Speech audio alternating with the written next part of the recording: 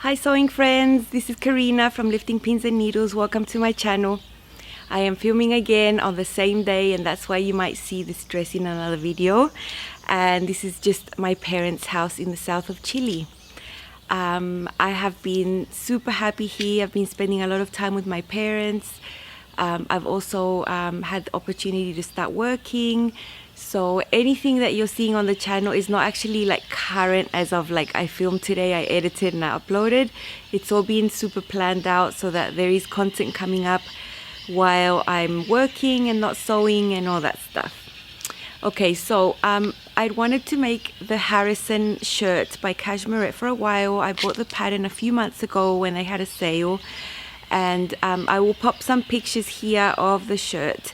I was always drawn to those double princess seams on the front, and I thought, oh, that must be so great, because when you have a C cup or above, the curve on a single princess seam is more pronounced than with the A and the B cup. So sometimes sewing it is a little bit more tricky, like to get it really nice and precise, right? So if I thought it's great that they took that bust dart and divided it into two to make it into two seams, easier to sew and fits much better, because then you've got the volume divided into two areas. It's, you know, like, I just thought it was a great idea that the shirt was drafted like that, so I really wanted to give it a go. I will put a chart here of the sizing, and I chose to make a size 12. I looked at the finished garment measurements of the size 12 and thought, yep, that's fine. And the other thing is, I don't wear shirts. Like, I don't wear shirts, especially shirts with sleeves. I don't like put pants and a shirt. Like, I don't live like that, you know. So for me, a nicely fitted shirt is a blazer. That's what in my head is. That's how I wear it. Like, I live in hot climate, and so if I can put a light layer on top that's short sleeve and that it looks like a blazer, but it's not lined, it's much more wearable, much more practical for me. So I thought the ease on the size 12 was plenty enough for me to be able to wear it like a little jacket, you know? Like, I never planned to like button it up, if you know what I mean. I like to wear it closed. Yeah, so I chose the size 12, I cut it out, and the birds are not letting me talk. Well, when I cut the sleeve piece, the normal sleeve piece from the pattern, I looked at it. Okay. I looked at the sleeve piece of the piece of fabric and thought, oh wow, that looks really small. And then I went off to look at the finished garment measurements for the sleeve because of the bicep, because Cashmerette gives you a ton of extra numbers that others don't give you. Like, I never check my bicep measurement. I've never ever had to adjust any pattern sleeve. Like, I don't know, I never considered myself to have a larger bicep. I don't know, but I looked at this sleeve pattern piece and thought it looks so tiny. So I went to measure it, and I measured my my bicep. My bicep measures 35 centimeters. And that was the finished measurement for the sleeve on the size 12. So I was going to have like a skin tight sleeve, and that is not cool. So at the time, I was not aware that there was a free extension pack for this pattern that gave you a bigger sleeve with like a bicep adjustment incorporated. So it was too late. I mean, I had that tiny sleeve. I got rid of it. I used that piece of fabric for something else. What I did to the original piece was just cut 2 slash lines. I left the arm side the same, and I just opened it a little bit to give me an extra inch around here. So I did a slash and spread, but very slight, just to give me enough wearing ease of an inch. So that is the dirty bicep adjustment I made. I didn't want to print out a whole other pattern for the sleeve. Then I got to reading that this was super commonly commented about this shirt, that the sleeves were super tight. And if you look at the product photos with the models, yeah, they look really slim. Like, they look really, really, really slim. And that's not how I want to wear a shirt or a sleeve. So I'm glad there's an extension pack. I didn't use it. I just fixed my sleeve my way. Anyway, I'm going to show you a little bit about how this was constructed. It's got 1,000 pattern pieces, but it was a very easy sew. I'm also showing you how I attached on the button band. It comes with 2 separate pattern pieces. So some shirts have just a longer piece that you fold under several times. This one doesn't. It comes with a separate pattern piece, and I just showing you how I've done that. So let's hop into that. The Harrison shirt has about 1 billion pattern pieces, so I have them all here that correspond to the front. So I've got the 2 center fronts. Here's where the button band will go. There's a front middle and a front side.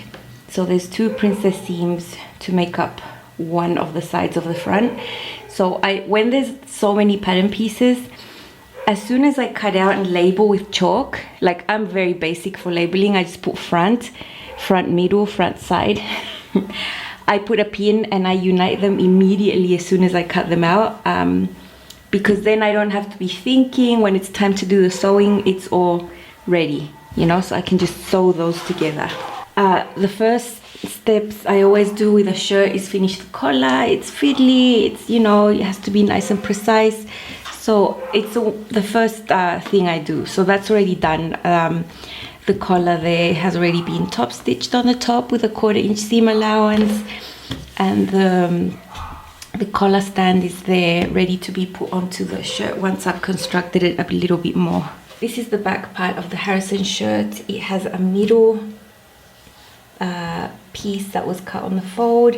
It's wider on the top and then a bit narrower on the bottom. I made sure to mark an arrow there pointing that was the top so I don't get confused. And then I marked my back sides, 2 pieces there with chalk, and then I just pinned just 1 pin on each side to keep them together, so I remember that those are how they match, that's how it goes. There's 2 yoke pieces there on the top. These are all gonna go burrito style, you know, with all the front pattern pieces as well on the shoulders and across the area there. Here are the sleeves. I've decided to make short sleeves. It's not part of the pattern. There isn't like a line or a version for short sleeves. This is supposed to have long sleeves with like cuffs and plackets and all the jazz, but that has no use in my life. And so I have the sleeve right here. I've marked with chalk. That's the front, that's the back. This is where I'm at with the Harrison blouse. I have attached everything, the back to the front through the yoke in the burrito method. I've chosen to leave the seams open on the back. It presses nicer.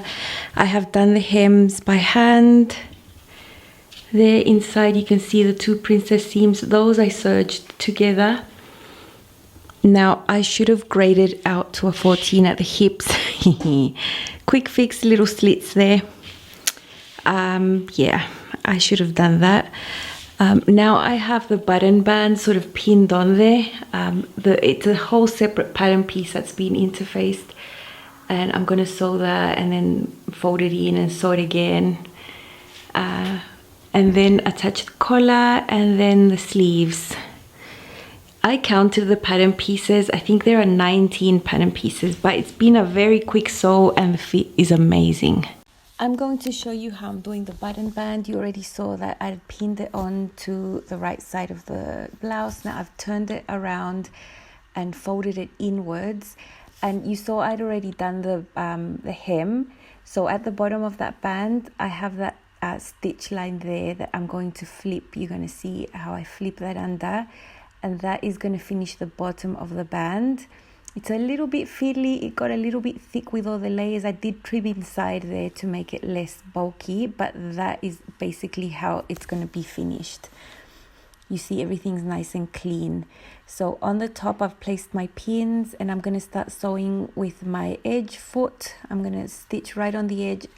You can see that presser foot really helps me keep a straight line. I'm starting from the top of the button band. You can see it raw up there where the collar is going to be attached later on. So I just take my time and go nice and slowly. This crepe is not the easiest to sew. It tends to move around. So here you're seeing it fast, but it actually took me a while. When I get to the bottom, you can see the bulk there. I go really slowly there, so it's not so hard on the machine. You can see the raw edges there on the top and how it's nice and closed from both sides, nice and neat. And I've done that with both button bands. Then after this stage, it's just the collar. So here is my shirt. It's navy blue, and I've made it with the same triple crepe. I've made a bunch of other stuff. So I've made a pair of Dawn pants that I've shown the other day, and I used the same fabric. I had a lot of this fabric because when I found it at the shop, I liked it so much. I got a lot of yardage so I could make a lot of things, you know. So navy is a color that I will wear a lot. I have a lot of dresses that needed something navy on top, and I didn't have anything like appropriate, you know. So there you can see the collar. I've put on these gold colored, they're not gold, they're plastic buttons. Put 7 buttons there. I've already shown you the shirt, like you've already seen it inside and everything. I told you that I'd had a fitting issue there with the hips, as I usually do. I should have graded out to a 14 at the hips, but sometimes you're in denial and you don't do that because, you know, I didn't do it. So whenever I have a slight fitting issue with the hips, there's always a little trick you can do, and that is just to add a little bit of a slit. Now the other thing I did not mention in the process video or anywhere, and I completely forgot to mention it, I thought this shirt was too long. Like the curve at the back, I thought it was too long. I didn't want that curve at the back. So I basically shortened the shirt by 2 inches, and then I just straightened the back. So it's nice and straight. I didn't want that thing. Like for this, I didn't want that. I don't think a shirt that I want to use as a blazer is going to look like that, like a blazer if it has like a curved hem. So yeah, I got rid of the curved hem. I also got rid of it at the front. So yeah, no curves here on this one. Okay, so I have the shirt on here. You can see how nicely it fits around here. The shoulders, you can see the sleeve is like nice now. Like this is how I would want to wear a sleeve. I wouldn't want to wear one like skin tight, you know. So yeah, I don't really know who is going to fit into the original sleeve of this pattern without having to use the extension pack. Anyway, this collar is really nice. It's really nice, and the shaping, you can see how it just follows your shape there. Well, the way I have it on now with a cami under and just like buttoning 1 or 2 buttons, that is how I would wear it if I chose to wear it like this. I have a denim skirt under there. Now if I was wearing this on top of a dress, I probably would wear it totally open and just let it, you know, hang like that and just wear it like that. So then it would be like a little jacket, like a little blazer. And I love the idea of having these in basic colors, the ones that I like to wear. So I want to make another one in black, of course, a navy. I would think of making one in brown and red. Usually my wardrobe fits with those colors, and having a nice little jacket to go on top would be really cool. I think it's a good pattern in the body. I don't think the sleeve is a good pattern. I don't know. That's my honest opinion. I think the sleeve is excessively small. And this is meant to be made with wovens and stretch wovens. Maybe if you use the stretch woven, it would still be skin tight, but you'd be able to move. But if you made a woven like I have, yeah, I don't really think you could move with that little tiny original sleeve. The arm size fine, all this is fine. It was just this area that was super small. Anyway, that is my review. I'm really happy with this, you know, after fixing the sleeve, and I think I'm going to be making more. I think the double princess seams here is genius for us with a C cup and above. Yeah, I really like the pattern. So yeah, that is my review. Thank you for watching. Don't forget to like, share and subscribe. See you soon. Bye.